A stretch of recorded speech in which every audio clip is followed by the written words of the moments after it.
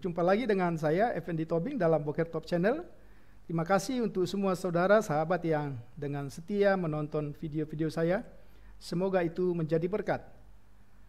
Malam hari ini kita akan bersama-sama kembali dalam ruang belajar Perjanjian Lama. Kita masih akan membahas kitab-kitab puisi dalam Perjanjian Lama.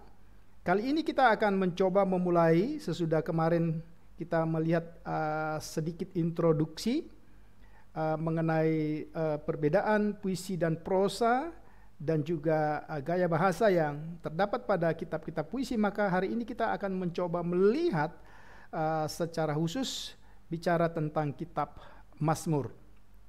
Ya, kita akan melihat kitab Mazmur. Saya sangat yakin saudara, sebagai orang percaya, orang Kristen, kita sangat familiar dengan kitab Mazmur. Kitab ini adalah kitab yang sangat digandrungi dan begitu banyak dibaca oleh orang Kristen saat ini. Ya, kitab yang paling disukai oleh orang Kristen. Nah, pertanyaannya itu mengapa? Ya, apakah karena gaya bahasa sebagaimana yang kita bahas dalam bagian pendahuluan, atau karena sesuatu yang lain? Ya, kitab yang terpanjang. Nah, itu pasti 150 pasal, bahkan dalam 1-2 versi sampai dengan 151 pasal. Nah, ini kitab yang paling disukai meskipun kitab yang terpanjang. Jika kita ditanya kitab-kitab yang telah kita baca, pastilah salah satu dari kitab itu adalah kitab Mazmur, saudara. Tetapi tahukah saudara, kitab Mazmur juga sesungguhnya adalah kitab yang sulit dipahami. Tidak semudah kata, tidak semudah gaya bahasa yang kita baca atau kita ucapkan dari kitab Mazmur, tetapi sesungguhnya kitab ini adalah kitab yang paling sulit dipahami menurut yang saya pelajari, ya. Tetapi tentu kita akan bertanya, mengapa kitab ini menjadi kitab yang paling sulit dipahami? Karena kitab ini ditulis dengan gaya bahasa yang tidak lazim sebagaimana kitab-kitab yang lain. Misalnya secara praktis ingin saya katakan, kita tidak bisa memahami kalimat atau kata atau frase-frase dalam kitab Mazmur ini secara literal. Meskipun bahasanya begitu indah, tetapi ada sesuatu yang harus kita pahami sehingga kita betul-betul mengerti isi dari kitab Mazmur. Nah, seorang penulis, ya, Carl Lewis katakan, ya, di dalam satu tulisan dikatakan demikian. Mazmur adalah puisi, dan puisi dimaksudkan untuk dinyanyikan. Bukan sekedar yang mengandung doktrin, juga bukan khotbah. Ya, kalau kita melihat latar belakang kitab Mazmur ini khususnya dalam tradisi Yahudi, memang kitab puisi atau khususnya Mazmur, ya, itu tidak pernah dikhotbahkan. Karena itu dianggap bukan satu karangan yang mengandung doktrin, saudara. Sehingga ini ada satu kesulitan. Karena Mazmur itu adalah pujian. Mazmur itu dinyanyikan. Maka ketika kita membacanya, kemudian kita tidak dapat memahaminya secara literal sebagaimana yang saya katakan. Ya, Mazmur harus dibaca sebagai puisi. Ya. Jika ingin dimengerti, kalau tidak, kita tidak dapat melihat apa yang ada di dalamnya, atau malah kita merasa melihat apa yang sebenarnya tidak ada di situ. Wah, ini satu kalimat yang indah, saudara. Sehingga keindahan kitab Mazmur, keindahan kitab puisi, banyaknya orang yang menyukai kitab Mazmur, bukan serta-merta bahwa kitab ini sesungguhnya kita pahami secara baik. Ya. Kalau dikatakan Mazmur harus dibaca sebagai puisi, maka tentu kita harus juga belajar bagaimana cara menginterpretasikan kitab-kitab Mazmur. Nah, kita akan coba lihat nanti dalam bagian-bagian ini, ya. Nah, kemudian kita lanjutkan, saudara. Kita lihat sedikit tanggal dan setting, ya. Ya, Mazmur meliputi jangka waktu yang sangat panjang, ya. Para ahli dan secara tradisional dikatakan itu mulai dari zamannya Musa, ya, 1410 before Christ sampai dengan masa sesudah pembuangan bangsa Israel, ya. Apakah itu zamannya Nehemia, zamannya Esra, kira-kira tahun 400 30 before Christ. Jadi ada kurang lebih jangka waktu yang cukup panjang, kurang lebih 1000 tahun. Ya, masa penulisan, jadi kitab Mazmur itu menjadi kumpulan, ya, kumpulan dari banyak tulisan yang memiliki rentang waktu yang sangat panjang. Ya, dikatakan fase pertama dikumpulkan oleh Salomo sesudah kematian Daud. Salah satu contoh itulah Mazmur 72. Ini pandangan-pandangan para teolog yang bisa kita terima, ya. Ya, kemudian yang berikut kita lihat, ya, fase kedua kemungkinan dikumpulkan oleh Raja Hizkia dari Bani Korah, Asaf dan lain-lain. Ya, Bani Korah, Asaf dan lain-lain adalah pelayan-pelayan di Bait Allah pada masa Raja Salomo. Ya, mereka adalah tim atau grup-grup yang dibentuk untuk melayani Tuhan di Bait Allah pada waktu itu. Fase ketiga dikumpulkan oleh Esra dari penulis-penulis yang tidak diketahui namanya. Salah satu contoh misalnya kita lihat dalam Esra pasal 7 ayat 6, Nehemia pasal 8 ayat 2. Nah, dengan demikian saudara, maka ini sedikit pandangan tentang fase atau tanggal dan setting dari kitab Mazmur. Nah, kemudian mari kita lihat apa yang menjadi tema dan tujuan kitab Mazmur. Ya, tema dan tujuan kitab Mazmur itu terdiri dari berbagai jenis, ya, dan mengekspresikan berbagai perasaan mood. Ya, ini satu istilah yang unik, mungkin satu-satunya istilah yang dikenakan kepada kitab-kitab dalam Perjanjian Lama itu bahwa satu kitab itu dikatakan memiliki perasaan atau mood, ya. Ini satu istilah yang sangat familiar atau dekat dengan kita. Ya, berbagai mood itu ada dalam berbagai situasi dan keadaan. Ya, tetapi secara umum tema kitab Mazmur adalah pujian dan ibadah kepada Allah. Jadi temanya itu pujian, tentu dalam konteks ibadah kepada Allah. Ya, kemudian kita lihat, ya, apa alasannya? Ya, Allah itu layak dipuji oleh semua makhluk. Ya. Ya, maka dalam kitab Mazmur kita membaca, pujilah Tuhan, hai segala bangsa. Biarlah segala yang bernapas memuji Tuhan. Haleluya. Ini kira-kira isi dari kitab Mazmur. Ya, jadi Allah layak dipuji oleh semua makhluk karena memang haruslah demikian. Apa yang telah dilakukan Allah atas seluruh ciptaannya sebagai alasan untuk memuji Dia. Wah, ini satu tema yang luar biasa, yang unik dalam kitab Mazmur. Maka sebagaimana yang kita bahas di dalam bagian pendahuluan, di dalam kitab Mazmur ada satu perbedaan yang mendasar, bahwa di dalam kitab Mazmur kita bisa melihat perkataan-perkataan manusia dalam segala ekspresi. Apakah itu pujian, apakah itu ratapan, apakah itu keluh kesah, apakah itu permohonan. Ya. Nah, salah satu dari seluruh bagian ekspresi itu dibungkus dalam satu kata, bahwa Tuhan layak dipuji. Ya, ini kita lihat. Kemudian kita lihat latar belakang sejarah kitab Mazmur. Ya, saudara, salah satu cara untuk kita dapat memahami kitab Mazmur, maka kita juga harus mengerti latar belakang sejarah kitab Mazmur. Meskipun saya harus katakan ada begitu banyak kitab Mazmur yang tidak dijelaskan latar belakang sejarahnya. Tetapi paling tidak dari beberapa kitab Mazmur yang terdapat di dalam kitab Mazmur itu sendiri, kita harus berusaha menemukan clue atau petunjuk-petunjuk kira-kira apa yang menjadi latar belakang sejarah dari tiap-tiap Mazmur. Ya. Nah, misalnya contoh, ketika kita menemukan Mazmur 59, Mazmur 56, Mazmur 34, Mazmur 142, 52, 54, 57. Nah, kita akan menemukan latar belakang sejarah dalam kisah permusuhan Saul dan Daud, ya, seperti yang tercatat dalam 1 Samuel pasal 19, pasal 21, pasal 22, pasal 23. Jadi kalau kita kembali ke pelajaran yang terdahulu, ya, sejarah lahirianya itu ada di dalam 1 Samuel 19, ya. Kemudian 21, 22, 23. Kemudian sejarah batinianya nampak pada Mazmur 59, 56, 34, 140 dan seterusnya. Ini jadi kalau kita lihat misalnya di dalam bagian-bagian pendahuluan kitab Mazmur itu, ya, khususnya ayat-ayat pertama kalau dalam bahasa Indonesia itu sangat jelas apa yang menjadi latar belakang dari kitab-kitab itu, ya.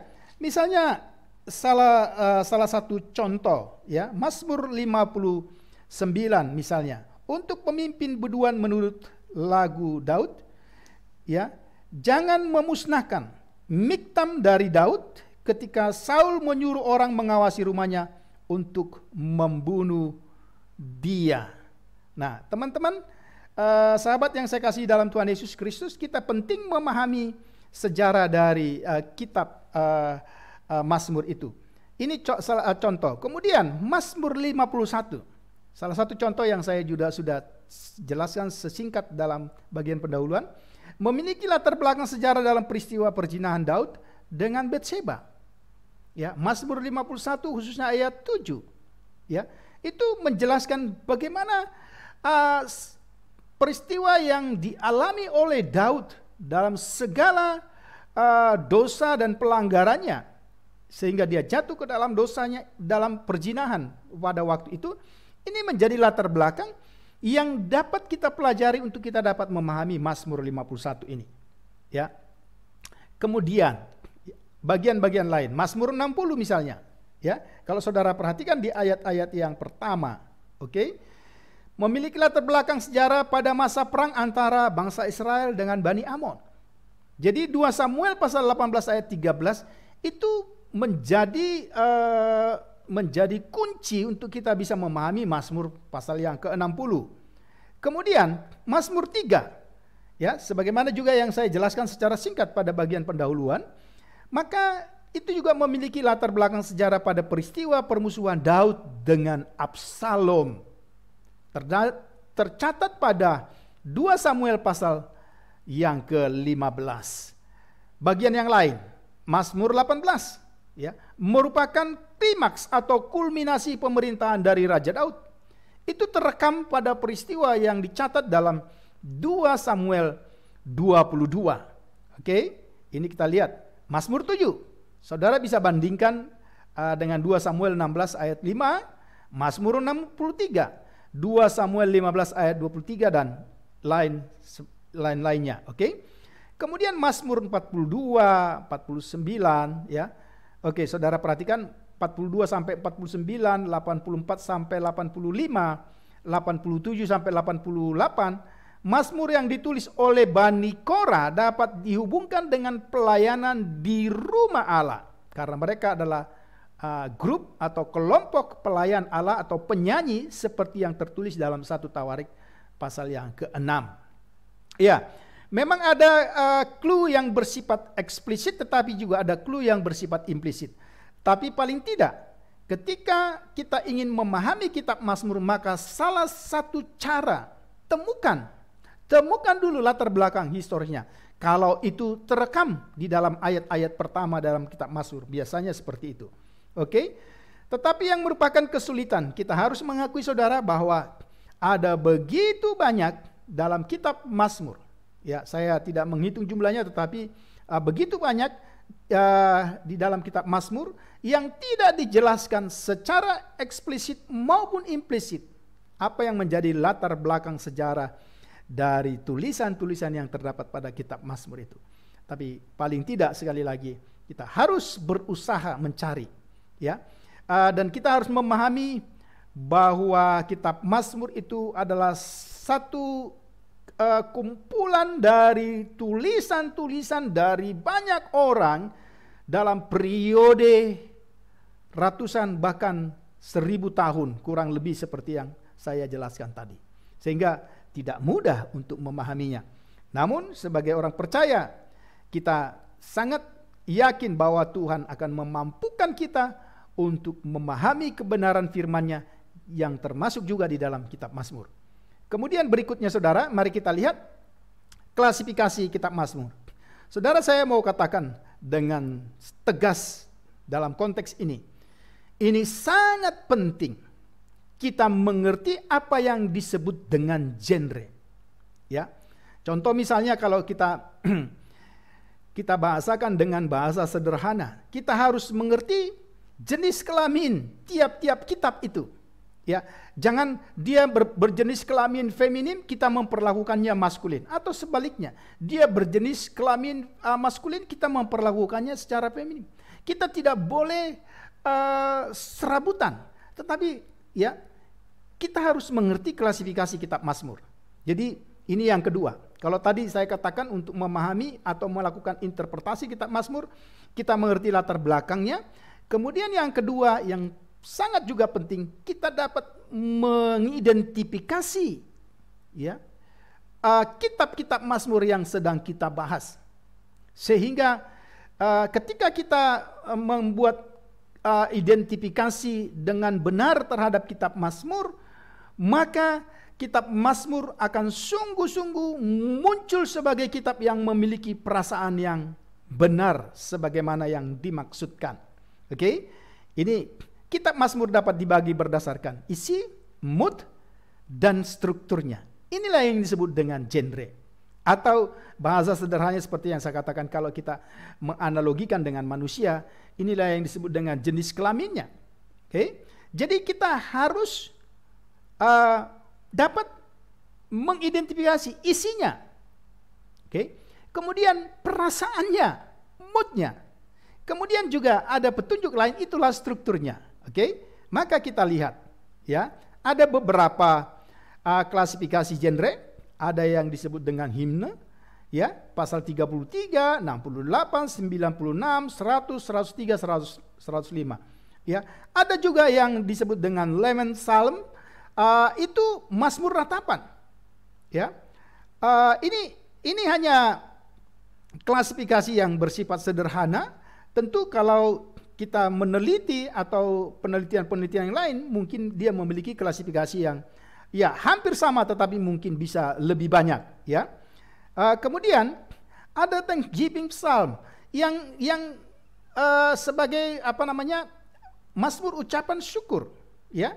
Jadi ada Mazmur seperti itu. Kemudian juga ada ya, kita lihat trust psalm yang dimaksud dari bagian-bagian, misalnya Mazmur 11, 23, 27 ya. Jadi Mazmur keyakinan atau Mazmur iman ya. Kemudian ada royal psalm yang bicara tentang kerajaan-kerajaan ya. Tentu ini pasti ada hubungannya dengan Salomo, dengan Daud ya, dan seterusnya. Kemudian ada juga Messianic Psalm, ya. Ini beberapa. Jadi kita melihat ada berbagai klasifikasi. Jadi waktu saudara membaca kitab Mazmur, saudara harus menentukan saudara sedang membaca kitab apa. Sekali lagi, mungkin tidak hanya sekedar yang saya berikan ini, tetapi yang pasti, ya. Ketika saudara meneliti misalnya Mazmur ucapan syukur, ya, saudara tidak boleh merubah Mazmur ini menjadi Mazmur ratapan atau menjadi Mazmur kepercayaan. Jadi ini menjadi satu kunci, ya. Ini yang kedua. Jadi saudara temukan genre dari tiap-tiap Mazmur, maka saya yakin saudara akan, atau kita semua akan dapat memahaminya dengan benar. Oke, coba kita lihat misalnya contoh, ya, Mazmur ratapan.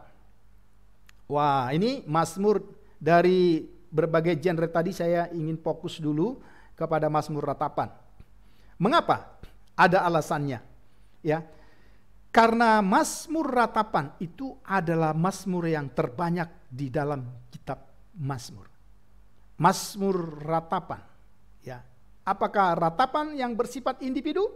Oke. Atau Mazmur ratapan yang bersifat komunitas? Ya, begitu banyak.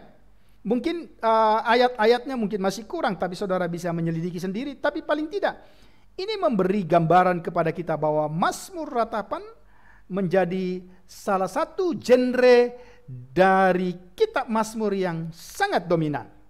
Kemudian kita lihat, ya, Mazmur ratapan. Nah, itu dia.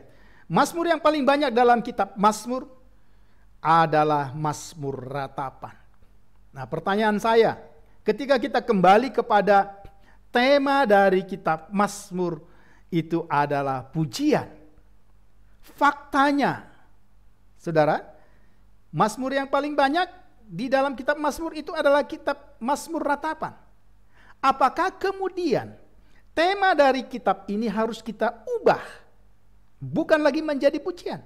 Karena yang dominan di dalam kitab itu adalah kitab Mazmur ratapan. Tentu tidak. Inilah yang akan kita pelajari dalam bagian ini. Saya harap teman-teman bisa mendengar pemaparan, menyimak pemaparan saya dari awal sampai akhir, supaya saudara bisa mendapatkan sesuatu yang baik dari dari ruang belajar perjanjian lama ini. Tentu kita tidak akan merubah, tetapi bagaimana memahaminya kita akan lihat, ya. Kita akan lihat, ya. Kita lihat. Coba ini dia Mazmur ratapan, ya. Paling tidak dia memiliki, ya, struktur. Oke. Jadi kalau tadi saya katakan ada isi, ada mood, ada struktur. Saudara perhatikan. Ya. Mari kita jawab pertanyaan tadi.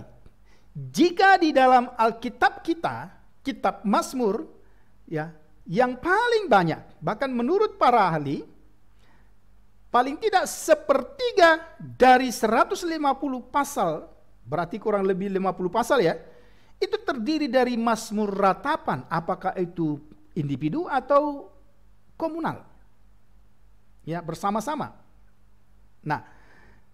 Nah, kemudian apakah kita harus mengubah arti dari Mazmur menjadi ratapan? Tidak. Mengapa? Lihat struktur yang saya tampilkan. Oke, dimulai dengan suatu pendahuluan yang berisi permohonan, ada ratapan, ada keyakinan, ada permohonan, ada alasan-alasan yang mendorong Allah untuk campur tangan, ada janji, sumpah, dan ada pujian kepada Allah. Saudara perhatikan. Yang saya tampilkan ini adalah struktur yang ideal. Bisa jadi ketika kita meneliti kitab-kitab ratapan tertentu, bisa jadi tidak semua unsur ini terdapat, tapi ada unsur-unsur kunci yang pasti terdapat. Ya, coba saudara perhatikan. Untuk menjawab pertanyaan tadi, maka sangat jelas. Meskipun dalam satu Mazmur ratapan dimulai dengan ratapan, tapi ratapan tidak pernah berakhir dengan ratapan. Ya, tapi ratapan akan diganti atau berakhir pada pujian kepada Allah. Saudara perhatikan, ya. Ya, ada bagian pendahuluan, ada ratapan. Oke. Tapi bagian akhir pujian kepada Allah. Jadi memang itu fakta. Orang-orang yang dekat dengan Tuhan itu mengalami banyak penderitaan, mengalami banyak krisis, mengalami banyak tantangan, tekanan, bahkan ancaman. Ya. Sehingga bagaimana Daud mengekspresikan dirinya, dia katakan, aku telah terjatuh kepada jurang-jurang maut. Kakiku telah terlilit pada jurang-jurang kematian. Itu ratapan. Tapi coba cek ayat-ayat selanjutnya. Ratapan tidak pernah berakhir dengan kesialan, dengan kesia-siaan, dengan kematian yang sia-sia.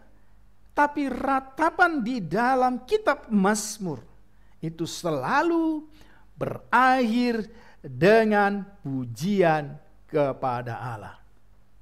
Bukankah dengan demikian pertanyaan kita sudah terjawab, saudara? Kita tidak perlu mengganti, karena pujian menjadi bagian atau pujian menjadi akhir atau klimaks dari satu kondisi yang membuat kita meratap. Wah, ini satu bagian yang menurut saya sangat indah yang harus kita pahami. Jadi ratapan di dalam kitab ratapan tidak berakhir dengan ratapan, tapi berakhir dengan pujian. Silakan saudara cek, nanti kita akan lihat contoh-contoh, ya. Nah, saya ingin memberikan satu contoh Mazmur ratapan dalam Mazmur 13. Silakan saudara Sahabatku, buka Alkitabmu, kita lihat Mazmur pasal 13.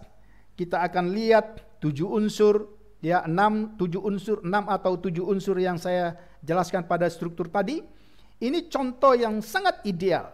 Ada contoh-contoh lain, Mazmur 22, Mazmur pasal 3, dan lain-lain. Ini bisa kita lihat, ya. Tetapi kita bisa melihat, ya. Coba kita lihat Mazmur 13. Mazmur 13 saya akan membaca. Berapa lama lagi Tuhan kau lupakan aku terus-menerus? Berapa lama lagi kau sembunyikan wajahmu terhadap aku? Berapa lama lagi aku harus menaruh kekhawatiran dalam diriku dan bersedih hati sepanjang hari? Berapa lama lagi musuhku meninggikan diri atasku? Oh, jelas sekali. Yang pertama di dalam ayat ini, berapa lama lagi Tuhan? Ada alamat ratapan yang jelas. Ya, itu sangat jelas. Nanti kita akan bahas secara rinci. Kemudian ada ratapan. Ya, apa yang membuat pemazmur itu meratap? Kok Tuhan menyembunyikan wajahnya? Ini bahasa puisi tentu, ya. Jadi bahasa yang sudah kita bahas, gaya bahasa yang sudah kita bahas, itulah gaya bahasa antropomorfisme. Tuhan itu digambarkan seperti manusia, bentuk-bentuk manusia. Jadi dia dapat menyembunyikan diri. Ya. Kemudian berapa lama lagi aku harus menaruh kekhawatiran dalam diriku? Ada alasan. Apa ratapannya? Oke, kita lihat nanti bagian itu. Kemudian, karena ada fakta, ada ratapan yang dialami, maka di dalam ayat yang keempat ada permohonan. Dengan tegas dia katakan, pandanglah kiranya, jawablah aku ya Tuhan Allahku, ya, buatlah mataku bercahaya supaya jangan aku tertidur dan mati. Jadi kalau sudah dapat persoalan, sudah meratap, ya jangan gengsi gitu ya. Kira-kira Raja Daud ini ingin menjelaskan kepada kita. Tapi kita membuat permohonan. Alamat ratapan itu jelas. Kita lihat nanti, ya. Alasan Allah untuk menolongnya apa? Kita lihat, ya. Sangat jelas dikatakan supaya jangan aku tertidur dan mati. Supaya musuhku jangan berkata aku telah mengalahkan dia dan lawan-lawanku bersorak-sorak apabila aku goyah. Jadi ada alasan. Tuhan tolong aku supaya aku tidak mati.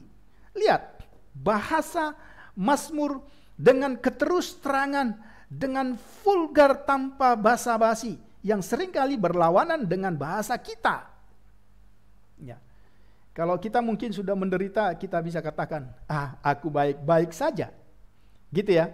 Tetapi pemazmur katakan, lihat aku Tuhan. Kamu harus tolong, Tuhan harus tolong aku. Supaya aku tidak mati. Supaya musuh-musuhku tidak beria-ria. Supaya musuh-musuhku tidak menganggap bahwa tidak ada Tuhan. Perhatikan di sini. Jadi pastikan ya alasan Allah untuk menolong dalam bagian ini. Kemudian langkah selanjutnya, tetapi aku kepada kasih setiamu aku percaya. Jadi kalau sudah bermohon, ya dasarnya kan harus jelas. Kita punya iman, kita punya kepercayaan kepada Tuhan. Lihat struktur ini. Jadi mulai dari arah alamat ratapan atau ratapan, tapi lihat. Tidak serta-merta ratapan berubah menjadi pujian atau klimaksnya menjadi pujian tanpa ada step by step. Ada permohonan, ada alasan Allah untuk menolong, dan yang terpenting ada iman kepada siapa kita menyampaikan permohonan itu. Kemudian ada janji. Ya. Tentu kita harus menerapkan bagian-bagian ini. Ya, dikatakan tetapi aku kepada kasih setiamu aku percaya. Hatiku bersorak-sorak karena penyelamatanmu. Aku mau menyanyi. Lihat pujian kepada Allah.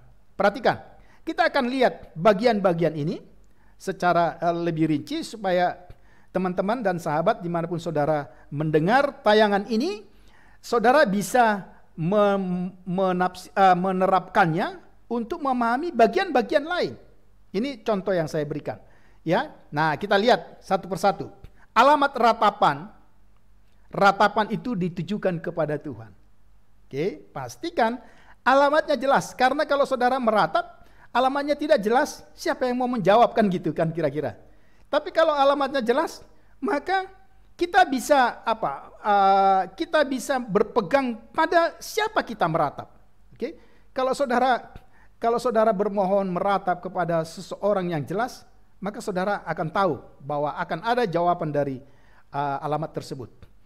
Mazmur yang meratap, ya saudara perhatikan, ini juga menjadi satu pelajaran penting bagi kita, karena akhir-akhir ini muncul satu doktrin atau satu ajaran teologi yang saya pikir menyesatkan, ya. Jadi selalu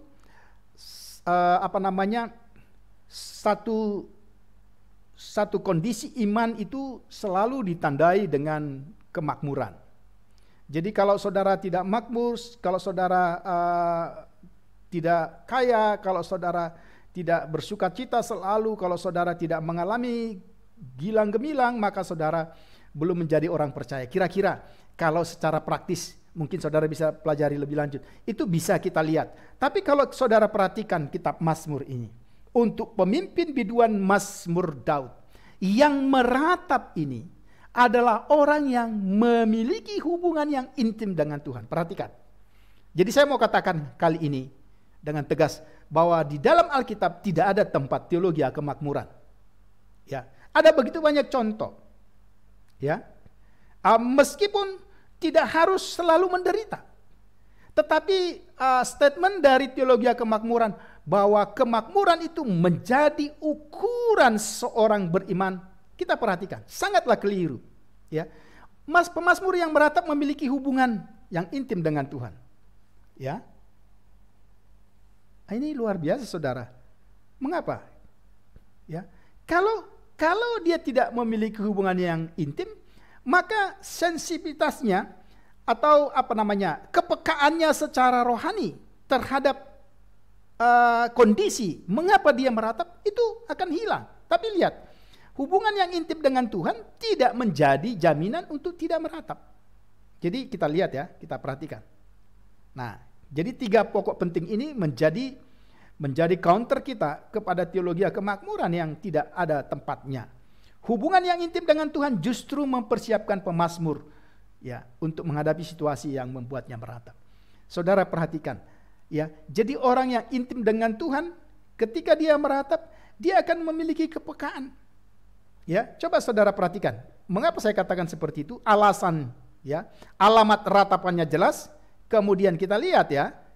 Ada 3 dimensi ratapan di dalam ayat ini. Ayat yang kedua. Dan ini selalu terulang pada Mazmur ratapan, ya. Ini Mazmur ratapan yang ideal, ya. Ada 3 dimensi ratapan. Yang pertama, apa yang menyebabkan pemazmur meratap? Allah. Kok bisa? Apa ini enggak kurang ajar ya? Apa ini enggak sopan? Kalau kita katakan yang menyebabkan kita meratap itu Allah. Tapi ini biblikanya, ya. Jelas sekali. Berapa lama lagi Tuhan? Enggak ada yang lain yang dia sebut. Ya. Allah sebagai alasan untuk meratap. Kita akan lihat kalau Allah sebagai alasan untuk meratap itu kenapa? Ya, jadi saudara jangan cepat-cepat ini Mazmur ini rasa-rasanya enggak sopan. Kok bilang Allah itu menjadi alasan untuk meratap? Ya.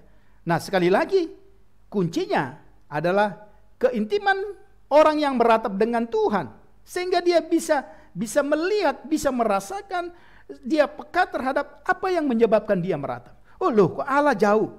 Kalau saudara nggak dekat dengan Allah, ya, Allah jauh atau tidak, nggak ada masalah. Betul ya?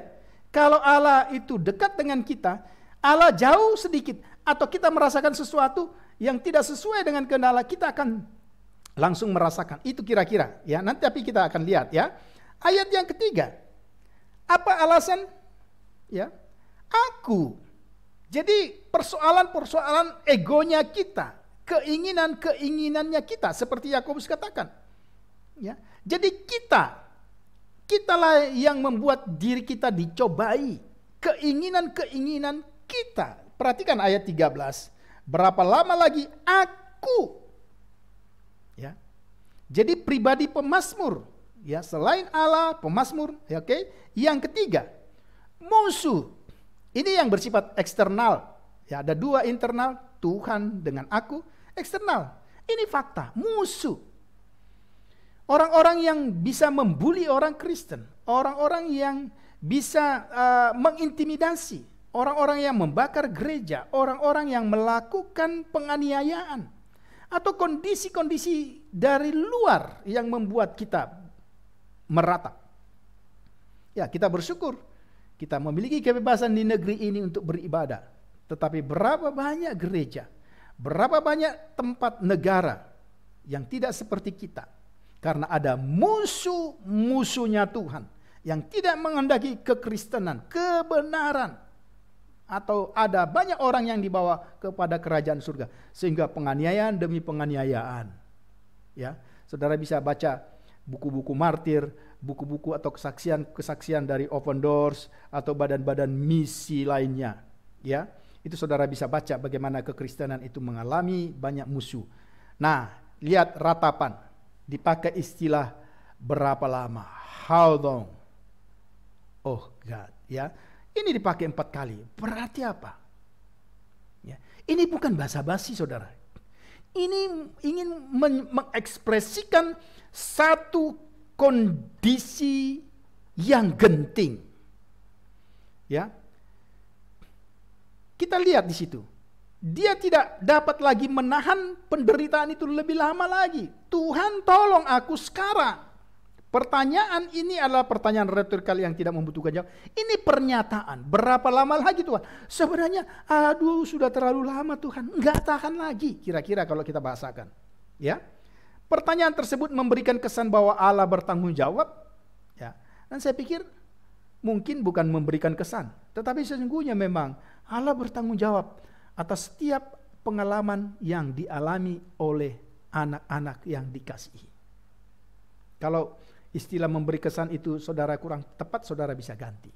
Oke, ini ratapannya ya. Lihat.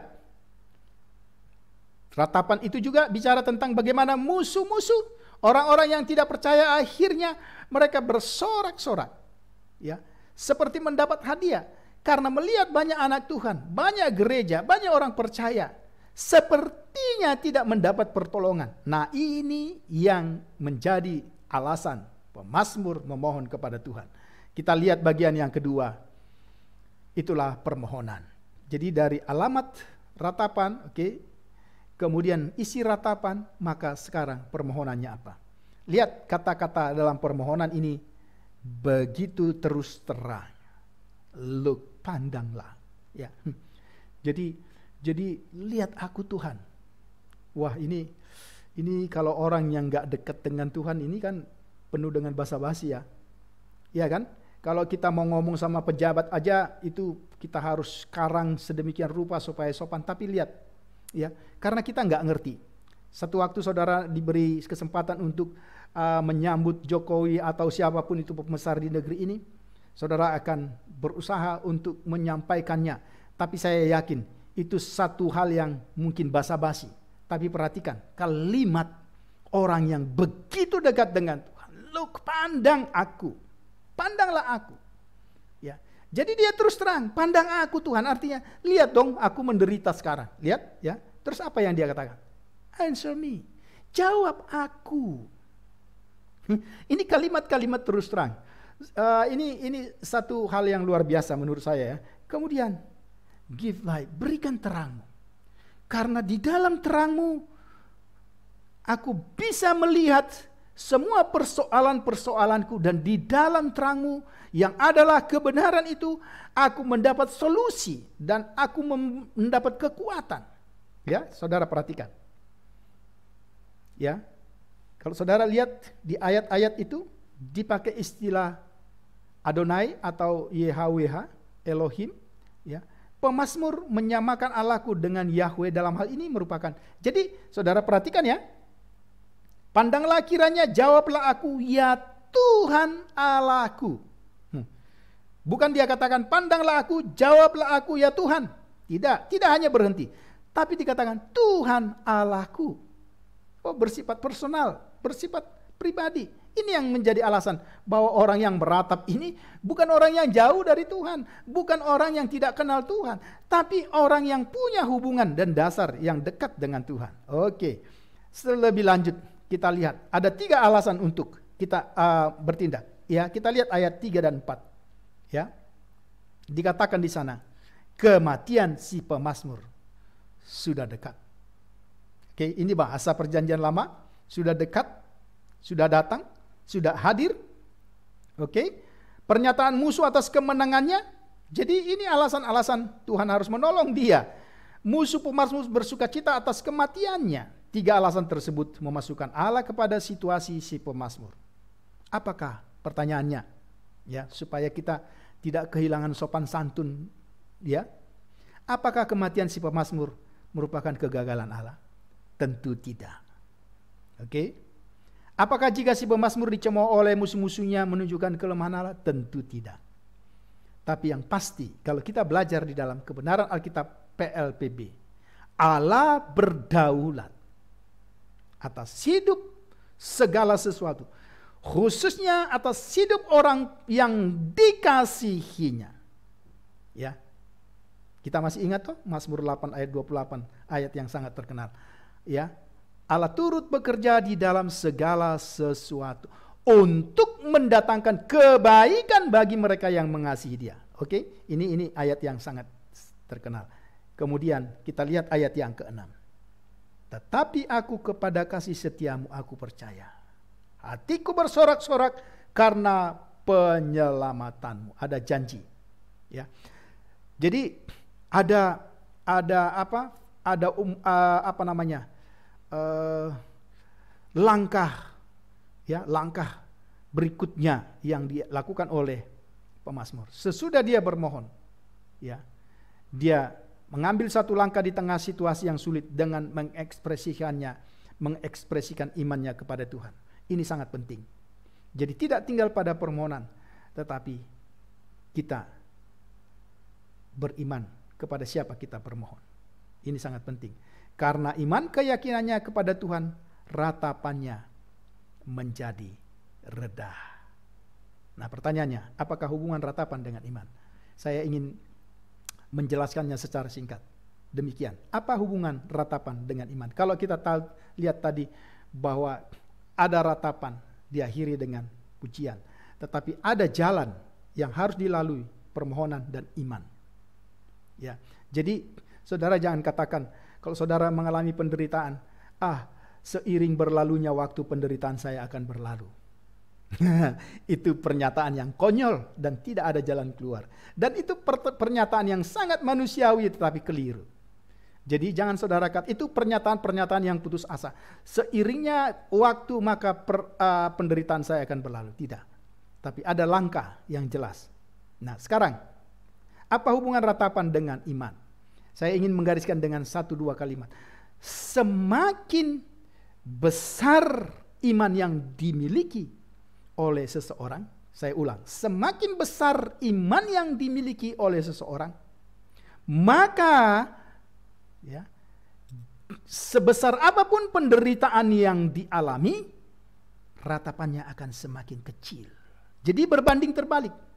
Kalau imanmu besar, seberapa besar pun masalah yang kamu hadapi yang membuat engkau meratap, maka ratapanmu akan semakin kecil. Sebaliknya, ya, semakin kecil iman yang kau miliki, sekecil apapun masalah atau yang menyebabkan kau meratap, maka ratapanmu itu menjadi kelihatannya besar. Oke? Jadi kalau imanmu besar, ratapanmu kecil. Tapi kalau imanmu kecil, ratapanmu menjadi besar. Silakan pilih mana. Oke? Bagian yang terakhir, pujian. Dalam bagian ini yang menjadi rahasia. Tapi perhatikan, tidak semudah membalik tangan. Jangan hilangkan prosesnya. Oke? Proses tidak pernah, ada istilah apa itu ya? Proses tidak pernah mengkhianati hasil. Ya, kita tidak pernah. Nah, itu prosesnya. Dalam bagian ini rahasia Mazmur ratapan dinyatakan. Bagaimana ratapan menjadi pujian? Maka lihat yang pertama, kedua, ketiga, sampai dengan yang keenam. Dasar pujian dijelaskan dengan kata ki. dalam bahasa Ibrani. Sebab.